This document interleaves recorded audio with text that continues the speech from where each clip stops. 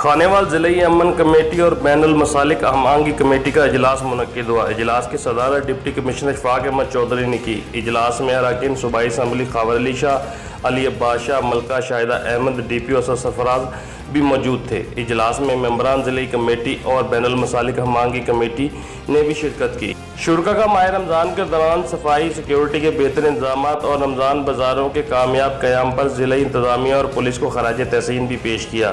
ضلعی انتظامیہ، پولیس اور ممبران امن کمیٹی کے تعاون پر ضلع خانیوال میں امن و امان کی صورتحال مثالی ہے۔ اراکین صوبائی اسمبلی کا کہنا تھا، امن و امان کی فضا برقرار رکھنے میں ممبران امن کمیٹی اور بین المسالک ہم آہنگی کمیٹی کا کردار قابل ستائش ہے۔